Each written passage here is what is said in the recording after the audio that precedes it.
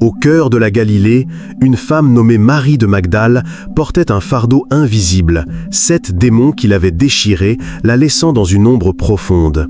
Sa vie était un tourment, une prison de l'âme où l'espoir semblait éteint. Son regard était voilé de tristesse, son corps agité par une anxiété sourde.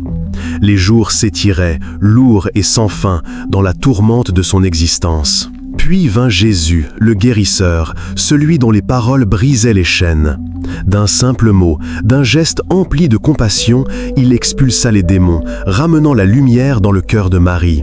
Sa transformation fut radicale, une renaissance éclatante. Les ombres reculèrent, laissant place à une gratitude infinie.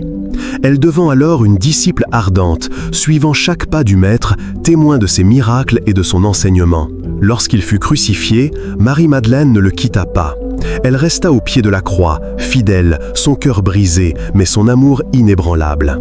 Elle fut là pour son ensevelissement, veillant sur son repos final, le corps brisé de son Sauveur. Au petit matin du 3e jour, alors que l'aube perçait à peine, elle se rendit au tombeau, portant les aromates, le cœur lourd de douleur.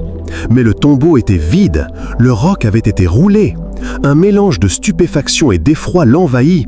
C'est alors qu'une voix familière la tira de sa torpeur. « Marie !» Ce seul mot, prononcé par le Christ ressuscité, fit éclater en elle une joie divine, une reconnaissance fulgurante. « Rabouni, Maître !»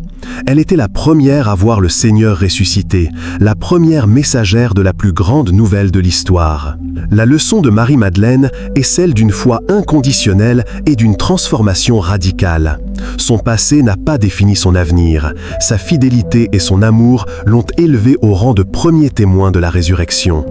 Elle nous enseigne que peu importe nos fardeaux, la grâce divine peut tout changer et que même dans le désespoir, la lumière de Dieu peut briller. Si cette vidéo t'a plu et a changé ta perception du monde, abonne-toi immédiatement pour plus d'histoires immersives, transcendantes et qui défient l'imagination. Et toi, quelle est l'histoire qui t'a le plus marqué au point de transformer ta vie? Raconte en commentaire et que ton témoignage devienne lui aussi une source d'inspiration. Inspiré de Luc 8:2 et Jean 20, 11 à 18.